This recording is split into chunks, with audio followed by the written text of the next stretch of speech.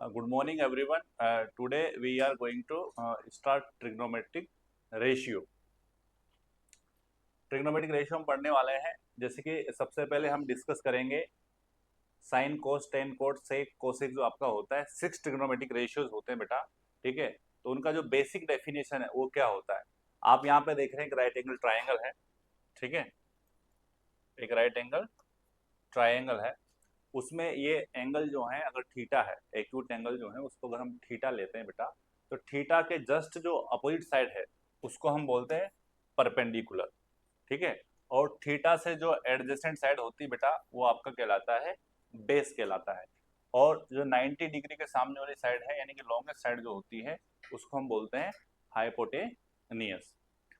अगर इस given triangle के अंदर बेटा थीटा है, अगर मैं इस एंगल को थीटा मानता हूं, ठीक है ना, तो इस एंगल के अकॉर्डिंग अगर हम देखेंगे तो इस एंगल का जो अपोजिट साइड है वो इस बार ये बॉटम वाली है यानी कि ये आपका परपेंडिकुलर कहलाएगा। और एंगल के जो ये एडजेसेंट साइड है वो आपका बेस कहलाएगा। और 90 के सामने वाली जो साइड है वो आपकी हाइपोटेनियस कहलाती है, ठीक है। तो थीटा के ऊपर डिपेंड करता है कि आप एक्यूट एंगल जो है कौन सा चूज कर रहे हैं। थीटा अगर आप जो है चूज करेंगे तो उसके ऊपर डिपेंड करेगा कि उसके अपोजिट साइड जो है परपेंडिकुलर कहलाती है, एडजेसेंट साइड जो है वो बेस कहलाती है, और जो side opposite to right angle होती है वो ऑलवेज हाइपोटेनस कहलाती है, ठीक है। अब हम बात करेंगे बेटा, यहाँ पे 3 साइड होती है किसी भी ट्राइंगल के अंदर, ठीक है। एक को हमने परपेंडिकुलर बोला, एक को बेस बोला, एक को हाइपोटेनस बोला। तो इन साइड्स का जो रेशियो है, साइड्स के रेशियो से हमारा मतलब है साइड की जो लेंथ्स है उनका रेशियो। जैसे कि मान लो P अपॉन हम B करें, एक B अपॉन P करें, एक हो गया P अपॉन H करें, H upon P, similarly B upon H या फिर H अपॉन B। इस प्रकार से अगर हम यहाँ पे रेशियोज निकालते बेटा तो टोटल 6 रेशियोज जनरेट होते हैं, और उन 6 रेशियोज को ही ट्रिग्नोमेट्रिक रेशियोज बोला जाता है। उन्हीं में से सबसे पहले नंबर पे आता है बेटा साइन थीटा। और साइन थीटा जो है किस रेशियो का नाम दिया गया, वो आपको नाम दिया गया है परपेंडिकुलर अपॉन हाइपोटेनियस। फिर सेकंड नंबर पे आता है बेटा कोस। कोस किस रेशियो का नाम है, वो है base upon hypotenuse. Then third number पे बेटा आता है टेन थीटा, और टेन थीटा जो है वो P अपॉन बी रेशियो को नाम दिया गया है। देन फोर्थ नंबर पे आता है कोट थीटा, जो कि होता है B अपॉन P, जो 10 है उसका जस्ट रेसिप्रोकल। और जो 5 नंबर पे आता है सेक, वो आपका होता है बेटा H अपॉन बी, जो कि कोस का रेसिप्रोकल है। और लास्ट 6 नंबर पे आता है कोसेक थीटा, जो कि होता है H अपॉन पी, जो कि आप देख रहे हैं साइन थीटा का रेसिप्रोकल होता है।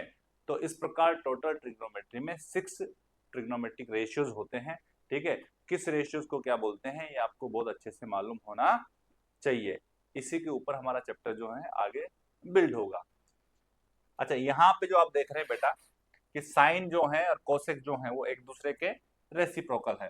तो कुछ यहाँ पे है ना स्टैंडर्ड फॉर्मूले आप इनको बोल सकते हैं जो कि आपको मालूम होना चाहिए। वो स्टैंडर्ड फॉर्मूले क्या है बेटा, वो यही है कि जो साइन है, अगर आपका लिखा है कि 1 अपॉन साइन थीटा, तो उसको आप लिख सकते हैं बेटा कोसेक थीटा लिख सकते हैं बेटा, कोसेक थीटा लिख सकते हैं, ठीक है। सिमिलरली 2 नंबर पे आता है 1 अपॉन कोस थीटा, इसको आप लिख सकते हैं क्या, सेक थीटा, क्योंकि ये सेक का रेसिप्रोकल है। फिर 3 नंबर पे आता है 1 अपॉन टेन थीटा, ये आपका क्या कहलाएगा बेटा, ये आपका कहलाएगा कोट थीटा कहलाता है। फिर आपका इस प्रकार 4 नंबर पे जो आता है वो है 1 अपॉन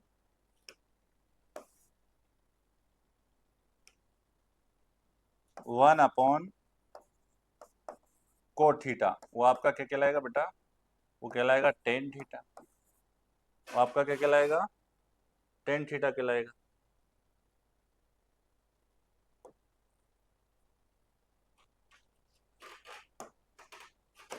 ठीक है। और 5 नंबर पे जो बेटा आता है वो है 1 अपॉन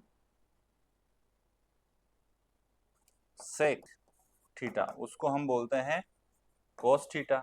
और जो 6 नंबर पे है वो है 1 अपॉन कोसेक थीटा, उसको बोलते हैं बेटा साइन थीटा। इसको क्या बोला जाता है? साइन थीटा बोला जाता है। तो यहाँ पे जो 6 ट्रिग्नोमेट्रिक रेशियोज है उन्हीं में से दो दो जो रेशियो हैं वो एक दूसरे के रेसिप्रोकल होते हैं। कौन कौन होते हैं वो आपने यहाँ पे देखा, साइन और कोसेक, दूसरे नंबर पे टेन और कोट, और थर्ड नंबर पे आता है बेटा टेन और कोट, थर्ड पे आता है कोस और सेक। आगे बढ़ते हैं बेटा। फिर उसके बाद आपका आता है 3 इंपॉर्टेंट जो है आइडेंटिटीज, जो कि बहुत ज्यादा इंपॉर्टेंट रोल प्ले करती है, ठीक है, क्वेश्चन में। पहले नंबर पे आता है sine square theta plus cos square theta equal to 1 होता है। जैसा कि अभी अभी हमने पढ़ा कि साइन का वैल्यू होता है क्या? पी बाई एच होता है। क्या होता है बेटा? P by H. साइन का वैल्यू होता है पी बाई एच, तो उसका स्क्वायर करेंगे तो ये हो गया पी बाई एच का स्क्वायर, प्लस कोस का जो वैल्यू होता है वो होता है बी बाई एच, तो उसका स्क्वायर करेंगे, ठीक है, क्योंकि लिखा है cos square plus sine square. अगर हम इसको सिंप्लीफाई करेंगे तो ध्यान से आप देखेंगे तो दोनों का जो डिनोमिनेटर है वो है एच स्क्वायर, यहाँ पे भी एच स्क्वायर है, वहां पे भी एच स्क्वायर है, तो एलसीएम दोनों का बेटा क्या आ जाएगा? एच स्क्वायर आ जाएगा, ठीक है। अच्छा, ऊपर क्या है? ऊपर नोमरेटर जो है वो है पी स्क्वायर और प्लस बी स्क्वायर, ये डायरेक्टली ऐड हो जाएगा क्योंकि दोनों का डिनोमिनेटर बेटा क्या है? सेम है। और जैसा कि आप लोगों को मालूम है P square plus B square वो क्या होता है? वो हाइपोटेन्यूज का स्क्वायर होता है, और नीचे भी हाइपोटेन्यूज का स्क्वायर है, तो दोनों कैंसिल होकर कितना आ गया? 1 आ गया। यानी कि आपका आइडेंटिटी का प्रूफ हो गया कि sine square plus cos square theta is always equal to 1 होता है। सेम यहाँ पे है दूसरे नंबर पे बेटा 1 प्लस टेन स्क्वायर थीटा, वो आपका होता है क्या? सेक स्क्वायर थीटा होता है। और थर्ड नंबर पे क्या है? थर्ड पे है बेटा 1 plus cot square theta equal to क्या होता है? Cosec square theta. जैसे हमने फर्स्ट वाले को प्रूव किया, सिमिलर वे से हम सेकंड और थर्ड को भी इजीली प्रूव कर सकते हैं। बहुत इंपॉर्टेंट है, ये तीनों आपको अच्छे से याद होनी चाहिए, ठीक है। आगे बढ़ते हैं बेटा। जैसे आगे है, नेक्स्ट है टॉपिक हमारा साइन ऑफ ट्रिग्नोमेट्रिक रेशियोज। जो अभी हमने 6 ट्रिग्नोमेट्रिक रेशियोज जो पढ़े हैं बेटा, उनका जो वैल्यू निकाला जाता है किसी भी एंगल पे, तो वो कब पॉजिटिव आता है, कब नेगेटिव आता है, ठीक है, ये हम यहाँ पे डिस्कस करने वाले हैं कि डिफरेंट क्वाड्रेंट में डिफरेंट ट्रिग्नोमेट्रिक रेशियो जो होते हैं उनकी वैल्यू प्लस कब होती है और माइनस कब होती है। जैसे कि आप लोगों ने 10th क्लास में ट्रिग्नोमेट्री का इंट्रोडक्शन पढ़ा था, उसमें बेटा आपने पढ़ा था कि साइन कोस टेन कोट से कोसेक का जो वैल्यू होता है, ठीक है, 0 से 90 के बीच में, हमने ओनली पढ़ा था एक्यूट एंगल के लिए 0 से 90, तो उस केस में सभी का वैल्यू जो है हमेशा पॉजिटिव आता है। 10th में हमने इतना पढ़ा था। अब 11th में जो हमें बियॉन्ड फर्स्ट क्वाड्रेंट पढ़ना है, कोई भी एंगल जो होता है बेटा वो 90 से बड़ा भी हो सकता है, ठीक है, 0 से 90 या 90 से 180। यहाँ पे देखेंगे ये आपका रेफरेंस लाइन है, यहाँ पे एंगल 0 होता है, यहाँ पे एंगल कितना 90 डिग्री होता है, यहाँ पे कितना होता है बेटा 180 डिग्री होता है, यहाँ पे कितना 270 डिग्री होता है, और एक राउंड जैसे आपका कंप्लीट हो जाता है तो ये कंप्लीट 1 राउंड हो जाता है 360 डिग्री का, ठीक है। तो एंगल जो है बियॉन्ड 0 से 90 भी हो सकता है। ये एक राउंड की मैं बात कर रहा हूँ, अगर आप सेकंड राउंड चलेंगे तो फिर आगे एंगल बढ़ता जाएगा, 720 आएगा, फिर थर्ड राउंड, इस तरीके से आप घूमते जाएंगे तो एंगल जो है 0 टू टेंस टू इन्फिनिटी तक भी जाता है। तो इन डिफरेंट एंगल के लिए हमने क्या किया, सभी एंगल्स को 4 क्वाड्रेंट में यहाँ पे डिवाइड किया है, ठीक है। अगर हम कंप्लीट 1 राउंड की बात करें तो 0 से जो 90 डिग्री है, ठीक है, कोई भी एंगल 0 से 90 डिग्री के बीच में होता है तो हम मानते हैं कि वो एंगल कौन से क्वाड्रेंट में है? फर्स्ट क्वाड्रेंट में है। सिमिलरली जो एंगल 90 से 180 के बीच में होता है वो सेकंड क्वाड्रेंट में कहलाएगा, ठीक है। और जो एंगल 180 से 270 के बीच में होगा वो थर्ड क्वाड्रेंट का एंगल कहलाता है बेटा। और जो एंगल 270 से 360 के बीच में होता है वो फोर्थ क्वाड्रेंट का एंगल कहलाता है। ये मैं बात कर रहा हूँ 1 राउंड की। अगर आप 1 कंप्लीट राउंड लेते हैं यानी कि 360 आप यहाँ पे आ गए एक राउंड लेके, फिर 360 प्लस 90 अगर आप चलते हैं तो वापस आप घूम के, ठीक है, एक राउंड के बाद वापस आप आगे बढ़ रहे हैं और 360 प्लस आप 90 करेंगे तो आ जाएगा 450, यहाँ पे 450 आएगा। यानी 360 से 450 के बीच का एंगल वापस फर्स्ट क्वाड्रेंट में आएगा। फिर 450 प्लस वापस आप 90 करेंगे बेटा, 450 प्लस वापस अगर आप 90 करेंगे, ठीक है, तो ये 540 आ जाएगा। देखो यहाँ पे कितना आ रहा है, 450 आ रहा है। फिर 450 प्लस 90 करेंगे तो यहाँ पे कितना आएगा, 540 आएगा। यानी कि जो एंगल 450 से 540 के बीच में रहेगा अगेन वो वापस सेकंड क्वाड्रेंट में आएगा। इस तरीके से हम 90 90 ऐड करते जाएंगे, अलग अलग क्वाड्रेंट आपको मिलता जाएगा।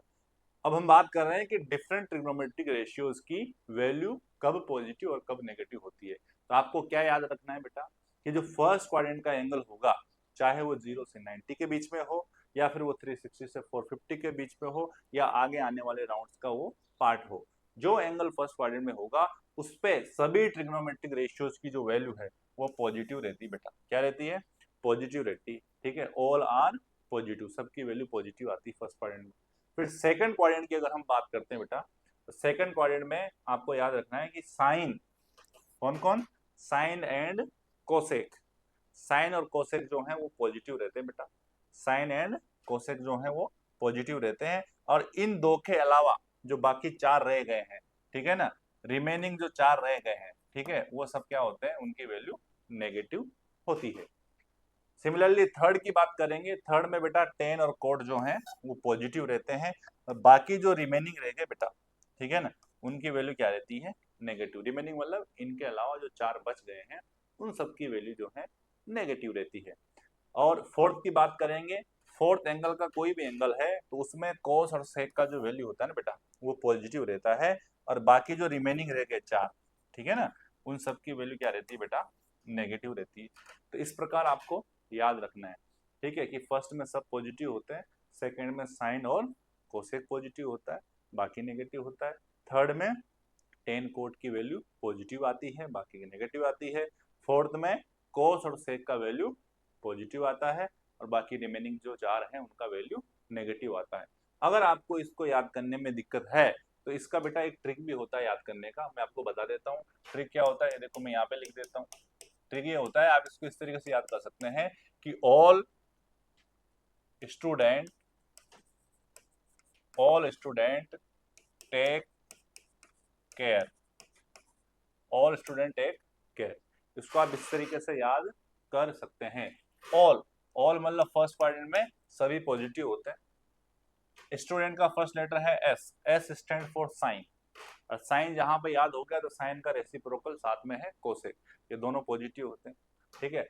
थर्ड में आता है बेटा first letter T, T stand for tan, tan जहां पे आ गया तो टेन का रेसिप्रोकल कोट ऑलरेडी उसमें आप याद कर सकते हैं, तो थर्ड में टेन और कोट, और लास्ट में है सी, केयर का फर्स्ट लेटर सी, सी मतलब कोस, फोर्थ क्वाड्रेंट में कोस, और कोस का रेसिप्रोकल से।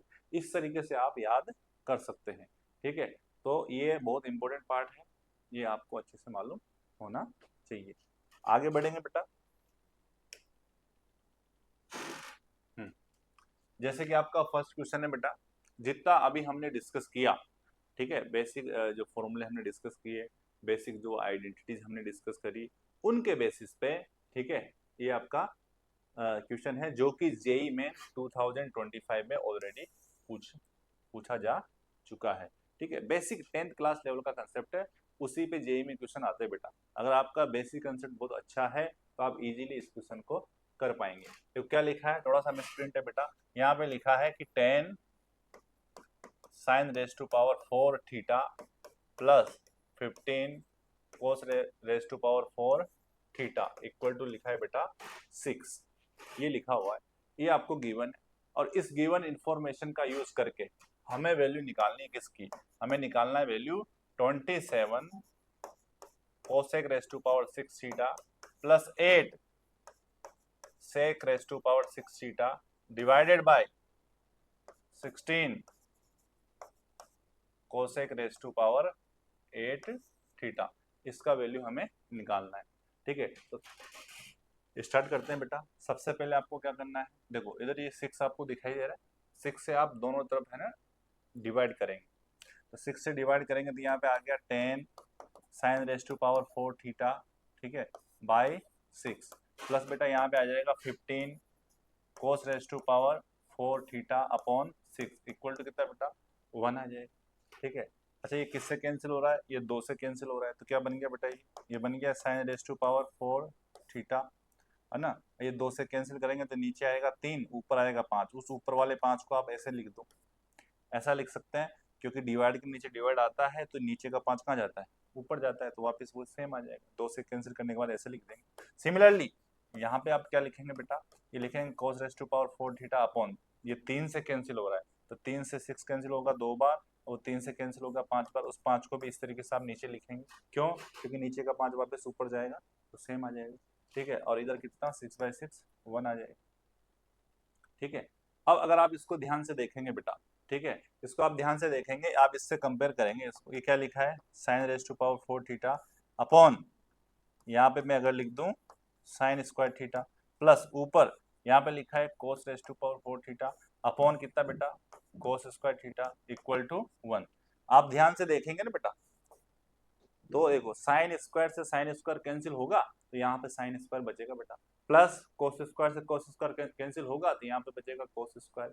हाँ, और जैसा कि आपको मालूम है कि sine square theta plus cos square theta वो कितना होता है 1 होता है, सेटिस्फाई कर रहा है। विच मीन्स इससे हम ये कंक्लूड करेंगे कि ये जो डिनोमिनेटर है 3/5 वो किसकी वैल्यू है बेटा साइन स्क्वायर थीटा की वैल्यू है, और इधर जो डिनोमिनेटर है 2/5 वो किसकी वैल्यू है कोस स्क्वायर की वैल्यू है। ठीक है, ताकि यहाँ पे 1 आ रहा है। ठीक है, तो यहाँ से कंपेरिजन से हमें पता लग गया बेटा कि साइन स्क्वायर का जो वैल्यू है ना बेटा वो कितनी मिल गई हमें 3/5 मिल गई है, और कोस स्क्वायर का जो वैल्यू है बेटा वो हमें मिल गया है 2/5 मिल गया है। ठीक है, क्लियर। अच्छा साइन स्क्वायर का वैल्यू हमें मालूम है, तो साइन का रेसिप्रोकल बेटा कौन होता है, उल्टा कर दो, कोसेक होता है, तो कोसेक स्क्वायर का वैल्यू क्या हो जाएगा 5/3 हो जाएगा। ठीक है, सिमिलरली कोस स्क्वायर का रेसिप्रोकल कर दो, यानी कि सेक स्क्वायर आएगा बेटा, और इधर कितना मिल जाएगा 5/2 मिल जाएगा। ठीक है, तो साइन स्क्वायर और कोस स्क्वायर की वैल्यू जो है उससे हमने निकाल लिए बेटा, ठीक है, कोसेक स्क्वायर और सेक स्क्वायर का वैल्यू जो कि है 5/3 और 5/2 ऐसा। अच्छा हमें जो इधर फाइनल वैल्यू निकालनी है बेटा उस पे आ जाते हैं। हमें वैल्यू निकालनी है 27 cosec 6 theta plus 8 sec raise to power 6 theta divided by 16 cosec raise to power 8 theta.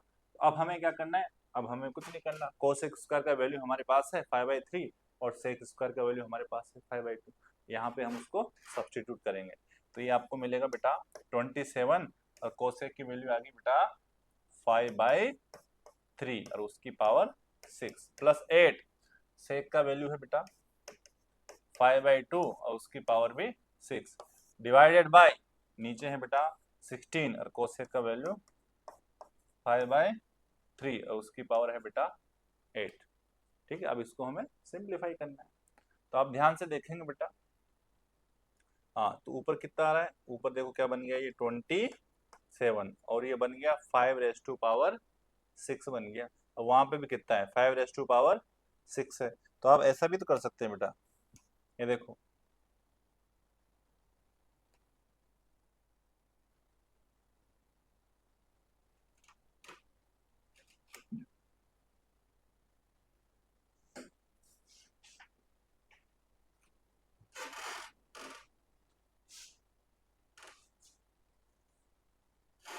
Next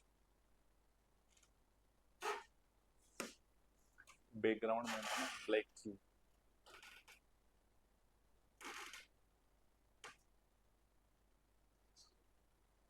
कोई बात नहीं। तो बेटा देखेंगे, तो यहाँ पे आप ऊपर देखेंगे न्यूमरेटर में तो 5/6 है, वहां पे 5/6 है, तो दोनों से 5/6 आप क्या करो कॉमन ले लो, और कॉमन ले लो तो यहाँ पे क्या बचेगा, ये 27 अपॉन 3/6 बचेगा। ठीक है, प्लस यहाँ पे कितना आएगा बेटा 8 अपॉन यहाँ पे कितना 2/6 आएगा, डिवाइडेड बाई नीचे है बेटा 16 और इंटू में 5/8 अपॉन नीचे कितना 3/8 है बेटा। ठीक है, तो आप ध्यान से देखेंगे, देखो ऊपर 5/6 है और नीचे 5/8 है, तो इससे ये कैंसिल आउट हो जाएगा, यहाँ पे 5 कितना बचेगा 2 बचेगा। ठीक है ना, 2 इससे ज्यादा है। अच्छा ऊपर ध्यान से देखेंगे 27 का मतलब होता है 3 रेज टू पावर 3 होता है बेटा। क्या होता है? 3 रेज टू पावर 3। यहाँ ऊपर लिख देता हूँ। तो ये 3 रेज टू पावर 3 से 3 रेज टू पावर 6 कैंसिल हो जाएगा, तो कितना आएगा? 1/3 रेज टू पावर 3 आएगा। प्लस यहाँ पे ये 8 है, 8 का मतलब होता है बेटा 2 रेज टू पावर 3। तो 3 से 3 गया, तो यहाँ भी नीचे बचेगा 1/2 रेज टू पावर 3 ऐसा बचेगा बेटा। ठीक है ना, इस तरीके से बचता है ये। और नीचे जो है,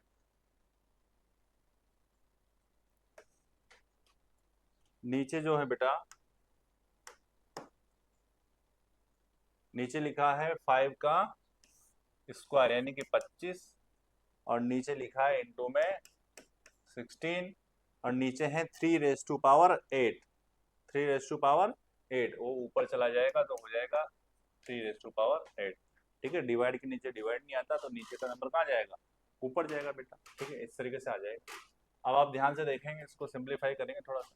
ये देखो क्या नजर आ रहा है, ये है 8, तो क्रॉस मल्टीप्लाई करेंगे तो ऊपर आएगा 8, प्लस इधर है 27 यानी कि आ गया 27, अपॉन में कितना? 3 की पावर 3 यानी कि लिख देते हैं, इंटू 2 की पावर 3, ये प्रोडक्ट आ गया।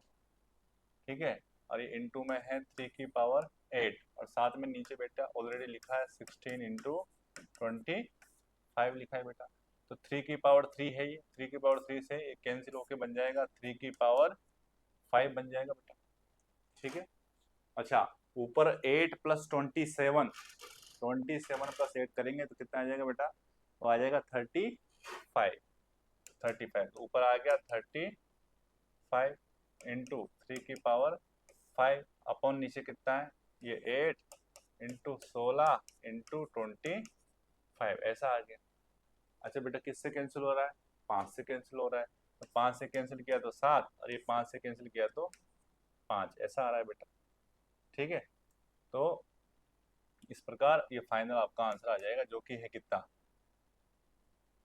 7 into 3 raise to power 5 upon ये आ जाएगा कितना? 8 इंटू 16 इंटू 5, ये आपका आंसर है। ठीक है बेटा, तो इस तरीके से हमें प्रॉब्लम को अप्रोच करना रहता है। आगे बढ़ेंगे बेटा।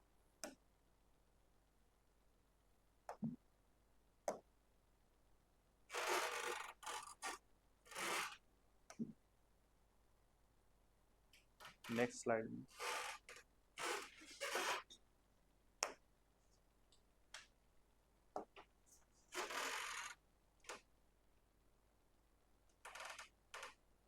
ठीक है, वो कहाँ गया?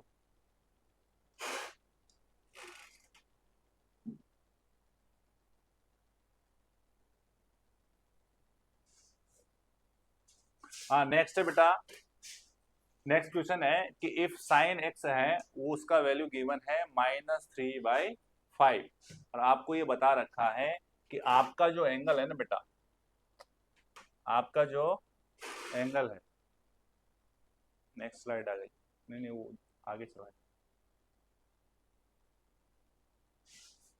पोज कर दो मैं थोड़ा।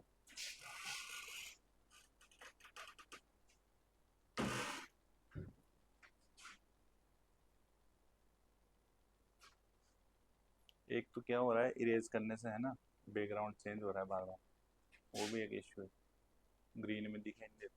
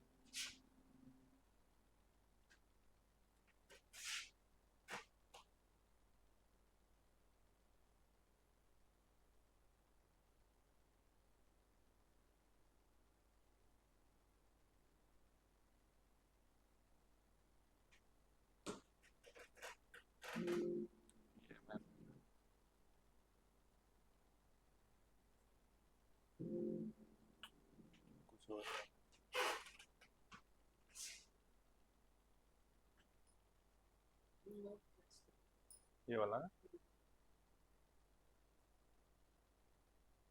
ये पड़ी नहीं यार, अलग।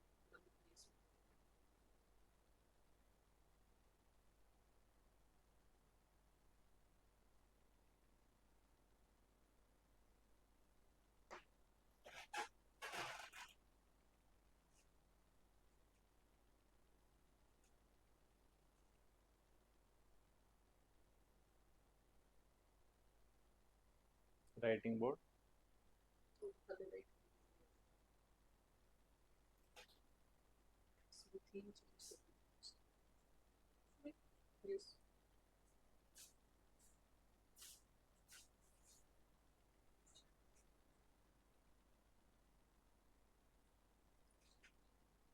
हाँ ये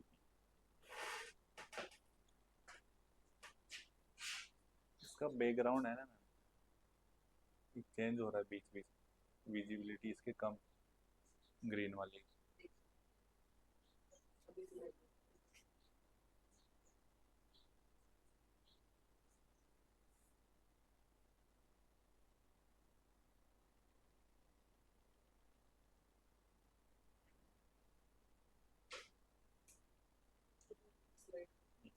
पाँच छः नंबर तो, हाँ हो गया आगे, नहीं और आगे, और आगे, हाँ ये बैक।